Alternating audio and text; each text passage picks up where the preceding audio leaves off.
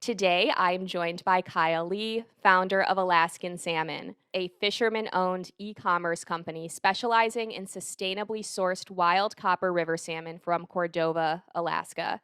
So, what role did the pandemic play in your decision to embrace this direct to consumer model that we're talking about? Majority of our business or all of our business was to restaurants, to our chef partners. And with COVID, a lot of them shut down or some were only operating at 25%. So us along with them, we are all struggling with how to survive. Fortunately, we're already a digitally native company, so it was really easy for us to pivot and move into this direct to consumer space. We're very fortunate that we already had like the framework for that, and we were able to pivot a lot quicker.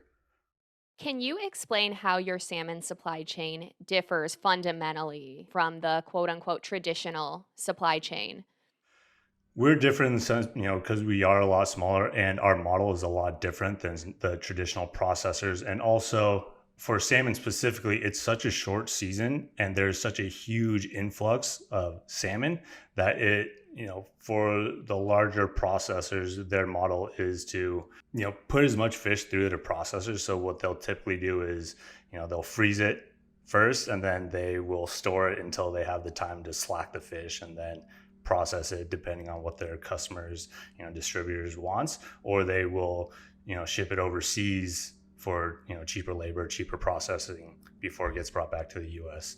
So there's a lot of different routes that they use, a lot of different middlemen and options just to reflect obviously whatever their demand, what their consumers want. Ours is a lot different because we are, like our e-commerce is directly focused on the consumer. So we're able to focus all of our efforts 100% on this, and we're allowed to be, this makes us, in turn, more efficient. What sets Copper River salmon apart from other wild caught salmon? Copper River salmon, in order for them to reach their natal spawning grounds, they have to travel over 300 miles upriver, through frigid waters. So just they have the most difficult migratory route out of any wild salmon.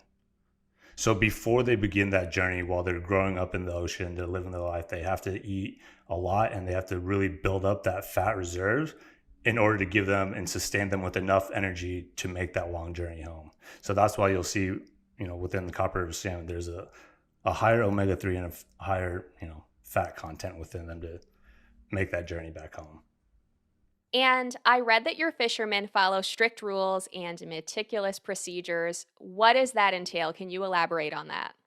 Every company, every process, it all begins with the fishermen. We're the first point of contact, when we're catching and harvesting the fish. So if the fishermen don't take care of the product, the salmon, then it doesn't matter how well the next person in line handles it. It's, doomed from the beginning.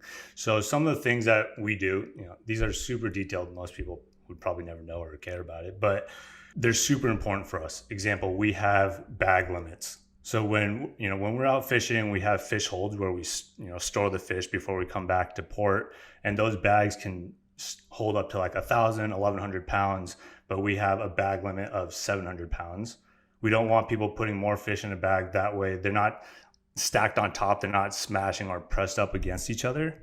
So it keeps each one properly insulated and away and like from getting smushed from other fish, right, from the excess weight. And then the next is within those bags, we use only slush ice. We never put direct ice onto the fish because, since these fish are wild, they're alive when we bring them on board.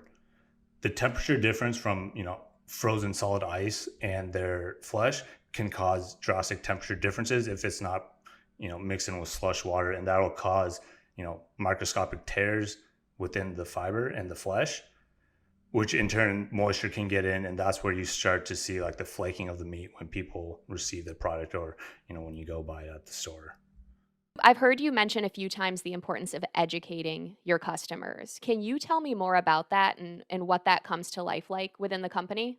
Education is one of the core things that we do and we strive to excel at, because there's so many providers out there. There's a lot of different sources. It's really hard, it's very difficult as a consumer to see like what's real and what's not.